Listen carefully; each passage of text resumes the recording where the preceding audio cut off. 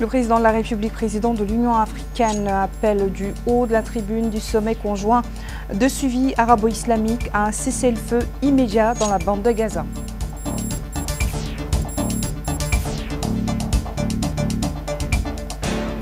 Le président de la République, Mohamed Cheikh El-Ghazouani, s'entretient en marge du sommet de suivi arabo-islamique avec son homologue sénégalais.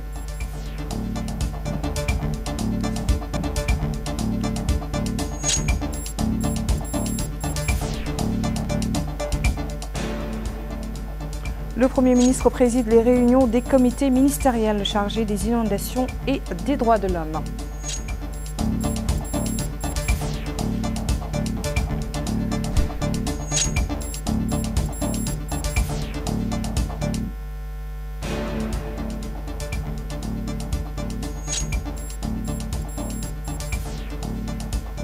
Bonsoir, je vous l'annonçais dans les titres, le président de la République, président de l'Union africaine, Mohamed Cheikh El-Ghazouani, a saisi la tribune du sommet conjoint de suivi arabo-islamique qui a débuté ses assises ce lundi à Riyad, en Arabie Saoudite, pour réitérer la condamnation de notre pays et sa dénonciation du génocide et de la destruction perpétrée par Israël en Palestine et réaffirmer son attachement à la nécessité d'un cessez-le-feu immédiat. Les assises se déroulent en présence des dirigeants et des chefs de délégation des pays arabes et islamiques. Je vous invite à suivre la traduction intégrale de ce discours avec Bokar Bailaba.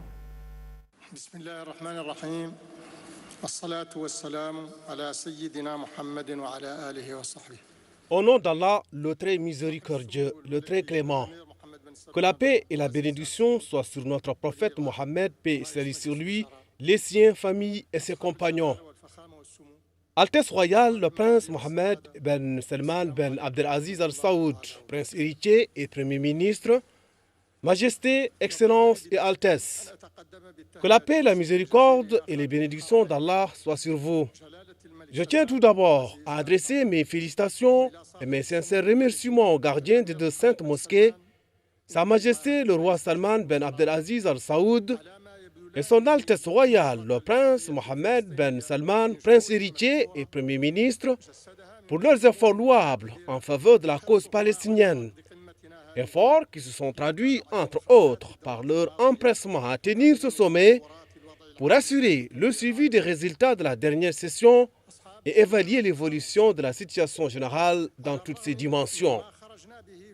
Majesté, Excellence et Altesse, malgré les résultats de notre dernière session extraordinaire arabo-islamique sur la situation à Gaza, dans laquelle nous avons fermement appelé le Conseil de sécurité des Nations Unies à prendre les mesures nécessaires pour un cessez-le-feu immédiat et l'entrée de l'aide au peuple palestinien sinistré et les initiatives prises à cette fin, Israël poursuit toujours son agression et ses violations du droit international et du droit international humanitaire et a même étendu le cercle de l'agression à l'État frère du Liban. Les pressions de la communauté internationale ainsi que les initiatives et les efforts des pays arabes et islamiques n'ont pas encore réussi à conclure un accord de cessez-le-feu. Un cessez-le-feu est l'engagement d'une action permettant au peuple palestinien de réaliser son droit légitime à établir un État indépendant avec Al-Quds comme capitale sont un préalable à l'établissement d'une paix et d'une sécurité durable dans toute la région, ainsi qu'au rétablissement de la confiance des États et des peuples dans les valeurs et les principes de la gouvernance politique internationale. Vos Majestés, Excellences et Altesses, la République islamique de Mauritanie, tout en réitérant sa condamnation et sa dénonciation du génocide et de la destruction perpétrée par Israël en Palestine, réaffirme son attachement à la nécessité d'un cessez-le-feu immédiat, prélude à la mise en œuvre de la solution des deux États, conformément aux résolutions pertinentes de la légitimité internationale et à l'initiative arabe de paix. Nous affirmons également notre entière solidarité et notre soutien au peuple libanais frère face à l'agression brutale dont il est victime. Nous appelons à un cessez-le-feu immédiat et exprimons notre soutien à toutes les initiatives et à tous les efforts visant à y parvenir. La convocation de ce sommet, dont nous souhaitons le succès des travaux, confirme la sincérité et la force de notre volonté de redoubler d'efforts pour mettre fin à l'agression contre les peuples palestiniens et libanais. Nous ne pouvons pas faire autrement, car pour nous tous, il est des questions de justice subies par des peuples, d'atteinte à la sacralité des lieux saints et de devoir de soutien à des frères, questions qui ne peuvent en aucun cas faire l'objet d'un compromis. Merci et que la paix soit avec vous.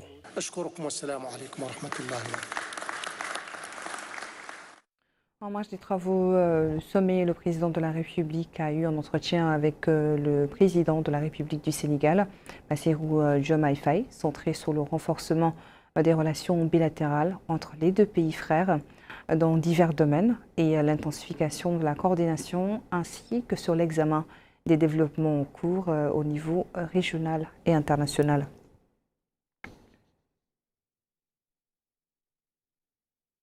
Évaluer la situation au niveau des wilayas de la vallée. Tel était l'ordre du jour du comité ministériel chargé de ce dossier. Le comité a pris connaissance des dégâts causés par des inondations dans les zones agricoles et les mesures prises par les départements intervenants ainsi que le niveau d'exécution de la stratégie d'urgence et la prise en charge des sinistrés. À l'issue des discussions, le Premier ministre Bortaljay a insisté sur l'élaboration d'un inventaire exhaustif des dégâts enregistrés tant au niveau des personnes que des localités et des zones agricoles, demandant de proposer des interventions nécessaires que les départements concernés doivent mettre en place pour aplanir tous les obstacles.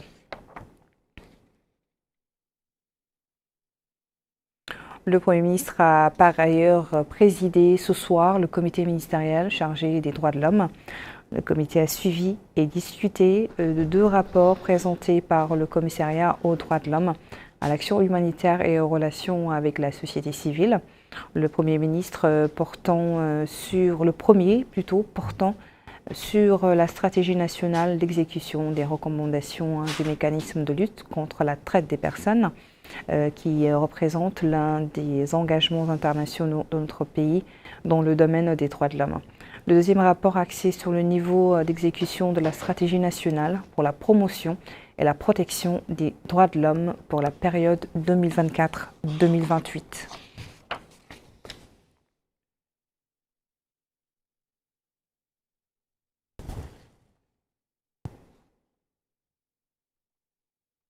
L'actualité parlementaire marquée ce lundi par la conférence des présidents qui a examiné le projet de loi de finances initiale pour l'année 2025 soumis par le gouvernement à l'approbation de la Chambre.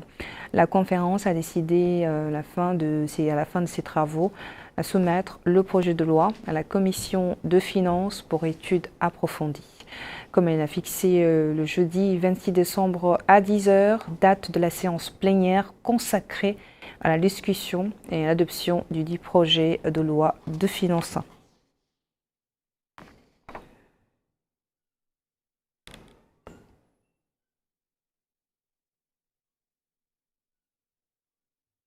Et nous restons dans l'hémicycle qui a abrité ce jour le lancement des travaux du programme parlementaire pour l'habitat et développement et la santé de la reproduction.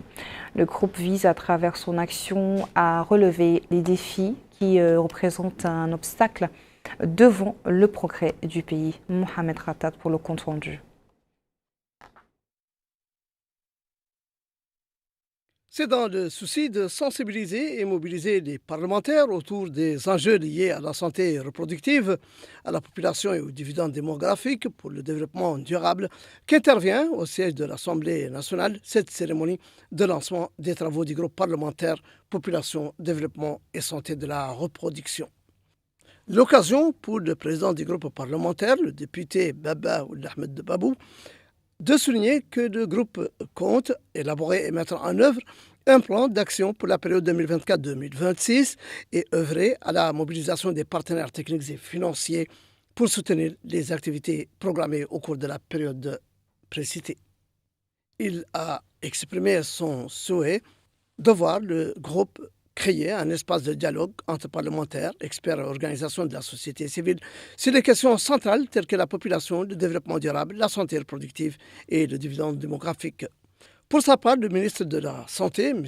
Abdoulaye Ouloudi, a souligné l'importance de ce groupe parlementaire dans la réalisation des objectifs de la stratégie nationale dans le domaine de la santé publique, notant que les statistiques indiquent que la Mauritanie connaît 424 décès pour chaque 100 000 naissances vivantes, ce qui est un chiffre élevé, dit-il, expliquant que la santé reproductive, qui consiste à réduire les décès lors de l'accouchement, est un facteur essentiel de cette réduction, entre autres. Il a indiqué que le secteur travaille actuellement au lancement de l'Observatoire national pour la maternité sans risque, dont ce groupe parlementaire en fera partie. Insistant sur l'importance de ce groupe, le ministre a précisé que l'Observatoire dispose de stratégies multiples dont la santé de la reproduction est un élément majeur, car les statistiques indiquent qu'elle contribue à réduire les décès d'un tiers. Lui succédant, le ministre de la Culture, des Arts et des Relations avec le Parlement, porte-parole du gouvernement, M. Hussein El-Meddou, a mis l'accent sur le rôle central de la sensibilisation et la promotion de la santé au niveau de notre pays, louant la vitalité dont témoigne la vie parlementaire au niveau législatif, de contrôle et de sensibilisation au profit de la population. Ce qui est constructif, a-t-il dit, est d'accorder l'intérêt nécessaire aux questions qui touchent à la santé reproductive, laquelle demeure un souci dans le monde, de par les décès maternels et infantiles, surtout pour les moins de 5 ans, rappelant qu'il serait regrettable que la mère décède alors qu'elle donne la vie à d'autres, au moment même où elle doit être entourée de tous les soins pendant les moments de procréation.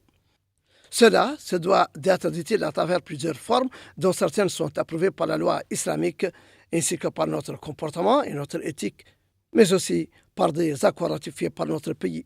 Et pour faire concorder ces deux aspects, il n'y a pas mieux que d'intensifier la sensibilisation, rôle que ce groupe parlementaire entend jouer. La représentante du FNIAP, Dr Olga Sankara, a quant à elle souligné. Je reste profondément convaincu que la présente rencontre impliquant au plus haut niveau l'Assemblée nationale procède de la volonté politique de relever les défis et surtout d'atteindre les engagements qui ont été pris à Nairobi en 2019 pour atteindre les objectifs de développement durable d'ici à 2030. L'UNFPA se tient à vos côtés pour vous accompagner dans cette noble mission. Nous mettrons à disposition toute l'expertise technique pour vous aider à réaliser votre plan de travail. Et je suis convaincu que grâce à votre engagement, le ministère de la Santé, qui va lancer bientôt son observatoire, recevra les ressources nécessaires pour sa mise en œuvre et pour atteindre l'objectif de réduire les décès maternels d'ici 2030. Il faut indiquer que la cérémonie de lancement des activités de ce groupe parlementaire s'est déroulée en présence de l'ambassadeur des Émirats arabes unis accrédité dans notre pays et des membres du groupe parlementaire. Les inspecteurs de l'enseignement technique ont débuté aujourd'hui une formation de 4 semaines destinée à les doter de connaissances pour leur permettre de hisser la qualité dans les établissements de formation. La formation devra à terme déboucher sur un identifié d'un plan qui permettra aux inspecteurs de jouer le rôle dans l'amélioration de la qualité de la formation technique et professionnelle, a fait savoir le ministre de la formation professionnelle, de l'artisanat et des métiers, Mohamed Melainin Eyi. Un récit de Moussa Ndiaye. Considérée comme la première session de formation et de renforcement des capacités qu'initie le secteur de la formation professionnelle, de l'artisanat et des métiers, l'objectif de cette rencontre est de renforcer les compétences des inspecteurs dans le domaine du contrôle de la qualité de la formation professionnelle. Dans sa déclaration face aux participants, M. Mohamed Melainin Eyi, ministre de la formation professionnelle, de l'artisanat et des métiers, a dit que les efforts du gouvernement durant les premières années du premier mandat du président de la République dans le domaine de l'enseignement technique et professionnel a donné des résultats satisfaisants. Il a ajouté qu'un progrès remarquable a été constaté entre 2019 et 2024. En 2019, le nombre de sièges était 3825. En 2024, le nombre de sièges est de 13 781. Ce progrès remarquable s'explique par la création de nouvelles écoles et le renforcement des capacités d'accueil des infrastructures de base. La formation des formateurs, a dit le ministre de la Formation professionnelle, de l'artisanat et des métiers, a permis d'obtenir 2 importantes promotions. Aujourd'hui, a dit Monsieur le ministre, le défi auquel fait face ce secteur est la qualité, qui répond aux besoins du marché de l'emploi pour la satisfaction des employeurs. C'est dans ce cadre que cet atelier a été organisé pour renforcer les capacités des inspecteurs dans le domaine du contrôle de la qualité, a dit le directeur général du Centre supérieur de l'enseignement technique, M. Sid Ahmed Ouliyo. Il a ajouté que sa structure ne ménage aucun effort pour renforcer l'encadrement pédagogique dans l'exécution des programmes et projets pour de nouvelles techniques qui renforcent les moyens d'évaluation et contrôle suivi des établissements pour garantir les normes de qualité. Cet atelier s'inscrit dans le cadre de la politique du gouvernement à travers le plan d'action du ministère de la Formation professionnelle, de l'artisanat et des métiers. Nous allons à présent avec Bokar Bainaba poursuivre les pas du ministre des Affaires islamiques et de l'enseignement originel qui a visité aujourd'hui à Akjouj l'institution de la grande Mahadra chingitienne ainsi que les directions régionales relevant de sa tutelle dans le chef-lieu de l'Incheri. Première étape, la délégation régionale du ministère des Affaires islamiques et de l'enseignement originel à Akjouj. Sur place, le ministre des Affaires islamiques et de l'enseignement originel, Sidi Yahya Ould Cheikhna Ould Mrabot, accompagné du Wali de l'Inchiri, Idrissa Demba Korera, a été édifié sur le fonctionnement de cette administration, notamment son rôle dans la vulgarisation de l'enseignement originel et le développement des activités liées aux affaires islamiques. Deuxième étape, l'université de la grande Mahadra chingitienne à Akjouj. Le ministre a suivi des explications sur l'institution, la méthodologie suivie et les modalités d'accès à celle-ci, et il a visité les salles de cours et les annexes.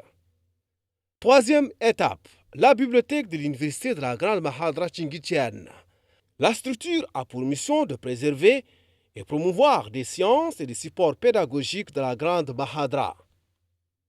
La visite a été l'occasion pour le ministre des Affaires islamiques et de l'enseignement originel d'insister sur la nécessité de respecter les horaires de travail et d'assurer la proximité des services aux citoyens, de travailler dans un esprit d'équipe et d'adhérer à la transparence dans la gestion administrative et financière des institutions.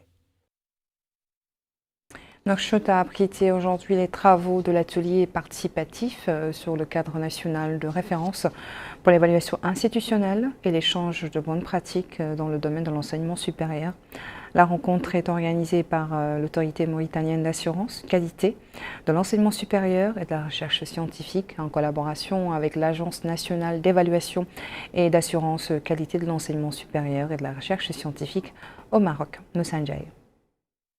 Cet atelier de partage du référentiel national institutionnel et de bonnes pratiques en matière d'évaluation institutionnelle est organisé par l'autorité mauritanienne de garantie de la qualité de l'enseignement supérieur et de la recherche scientifique en collaboration avec l'Agence marocaine d'évaluation et de garantie de la qualité de l'enseignement supérieur, avec la participation de plusieurs acteurs de 2 secteurs du Maroc et de la Mauritanie, dans le cadre d'un partenariat technique entre les 2 pays.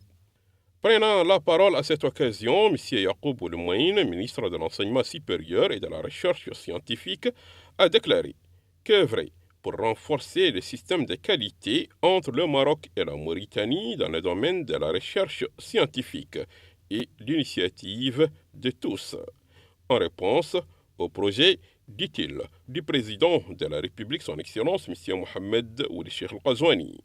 Un programme exécuté, précise-t-il, par le Premier ministre, M. Mokhtar Ould Diaye, pour la mise en action des mécanismes qui renforcent la qualité de l'enseignement supérieur en Mauritanie. Quant au président de l'autorité mauritanienne des garanties de la qualité de l'enseignement supérieur et de la recherche scientifique, M. Mohamed Lamine Ouelhales. Pour lui, l'organisation de cette rencontre est un appui technique d'experts marocains dans le but d'améliorer les actions de l'autorité mauritanienne à travers, dit-il, des recommandations qui, sans nul doute, vont renforcer les capacités de deux institutions, la mauritanienne et la marocaine. Pour atteindre les objectifs, c'est dans ces cadres que cet atelier technique a été organisé à Nouakchott avec l'Agence marocaine d'évaluation et de garantie de la qualité de l'enseignement supérieur et de la recherche scientifique. Toutes mes félicitations à la MAKES pour l'organisation de cet atelier, pour avoir réuni un panel composé d'éminentes personnalités, et c'est un énorme plaisir pour l'ANIAC, sa correspondante au Maroc, de collaborer et d'assister à cet honorable atelier. Une collaboration qui est bien plus qu'un simple partenariat, mais qui symbolise les liens fraternels et historiques qui unissent nos deux pays. Merci à professeur Dr Lamine pour tout l'effort et la mobilisation pour la réussite de cet important événement stratégique pour nos deux pays.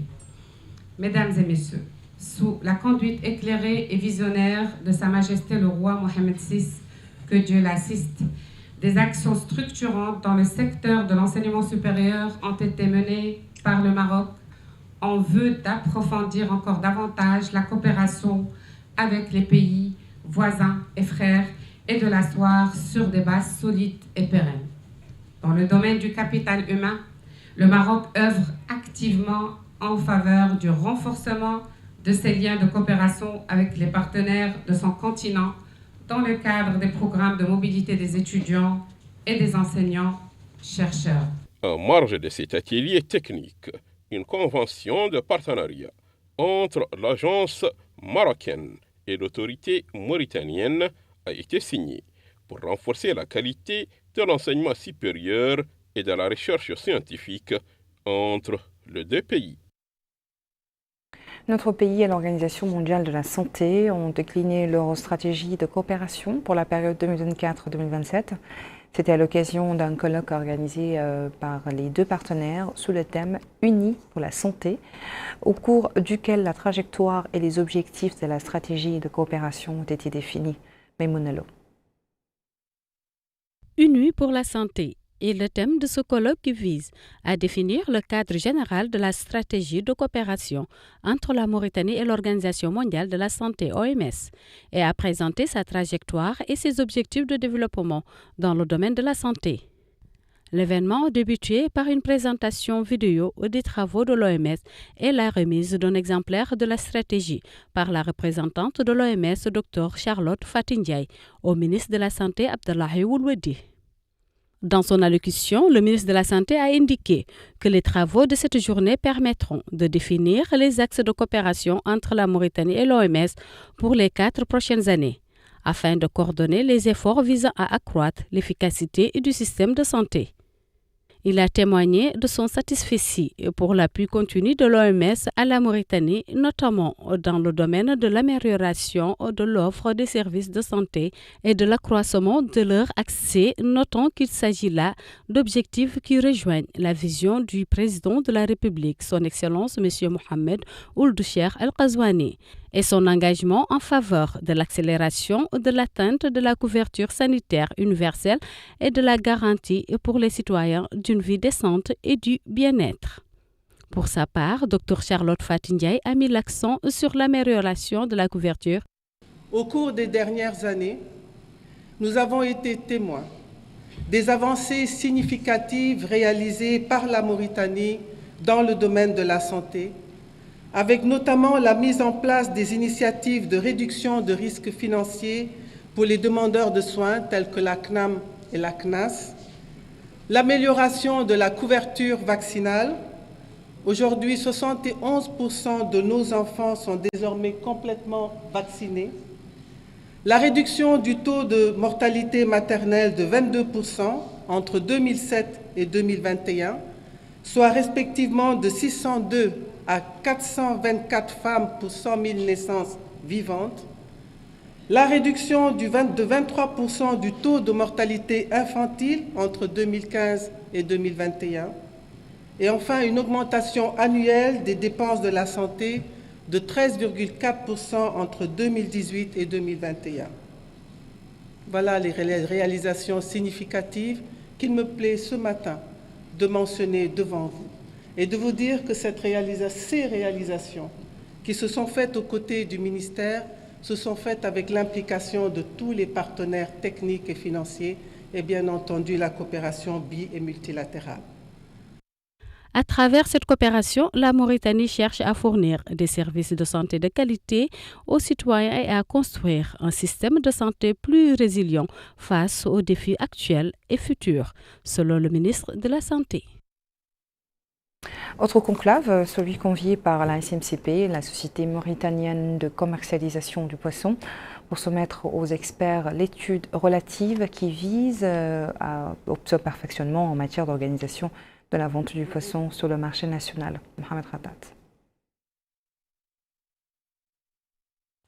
C'est un conclave dédié à la présentation et à la discussion d'une étude devant aboutir d'une part au développement de la société mauritanienne de commercialisation du poisson, la SMCP, et d'autre part lui permettre d'organiser efficacement le marché du poisson du pays, d'améliorer ses performances et dynamiser le secteur des pêches qui est l'un des piliers économiques les plus importants du pays.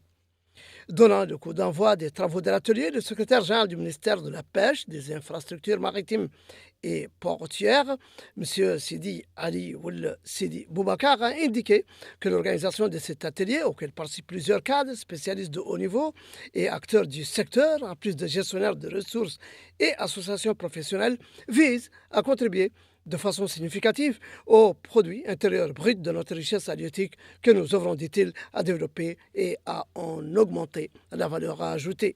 Il a déclaré être confiant dans les travaux et les résultats de cet atelier, dont les recommandations, insiste-t-il, seront prises en compte parce qu'elles aideront à la réalisation des objectifs attendus.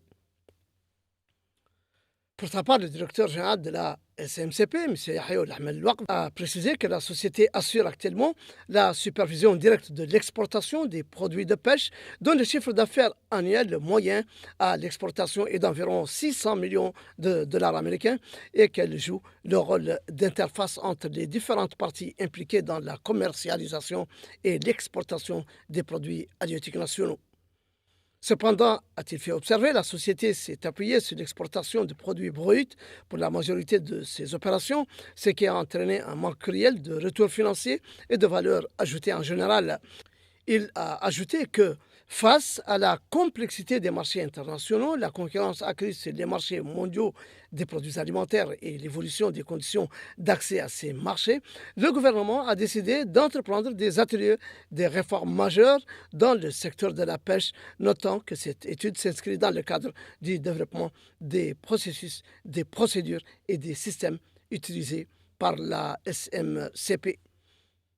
Pour sa part, le maire de la commune de Nouadhibou, M. Qassim El-Bellali, a salué l'organisation de cet atelier, soulignant que c'est la première fois qu'une société étatique d'une telle importance à Nouadhibou invite les représentants de la population et les experts à l'évaluation de son rendement et à chercher avec elle les voies et moyens pour améliorer ses performances et mieux remplir la mission que l'État lui a confiée, espérant la mise en œuvre des résultats et recommandations de cet atelier. Il faut préciser que l'atelier dure 2 jours et que la cérémonie d'ouverture s'était déroulée en présence du wali de Dakhlet Nouadhibou, M. Mahi Ould Hamed, du Hakim de Nouadhibou, du président de la Fédération nationale des pêches et de plusieurs autres acteurs du secteur.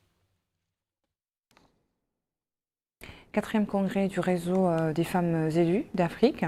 Il a tenu ses assises aujourd'hui à Nouakchott sous le thème « Les élus pour l'appui au développement local ». Le congrès discute des stratégies que le réseau envisage de mettre en œuvre durant la prochaine période.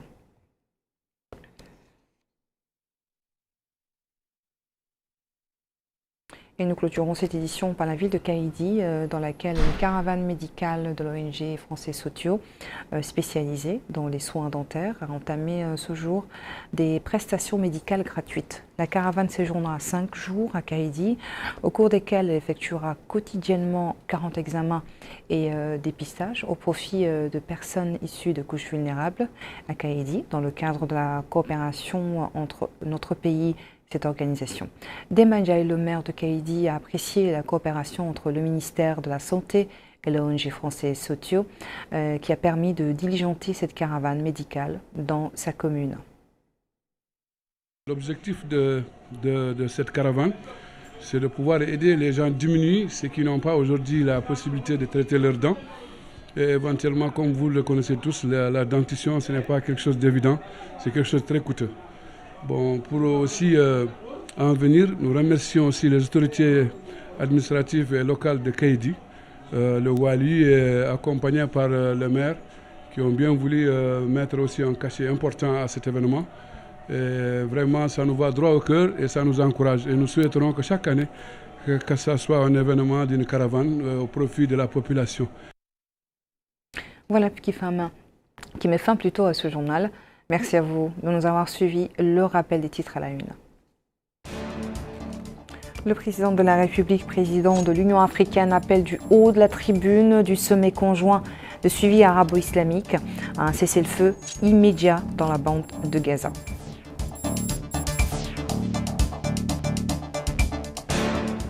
Le président de la République, Mohamed Cheikh El-Ghazouani, entretient en marge du sommet conjoint de suivi arabo-islamique avec son homologue sénégalais, Bassirou Diomaye Faye.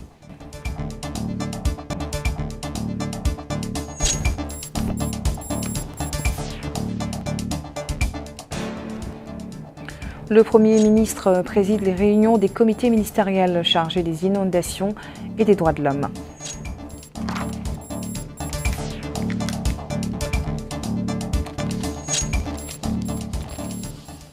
Je vous retrouve dans quelques instants pour votre émission Zoom sur. Bonne soirée.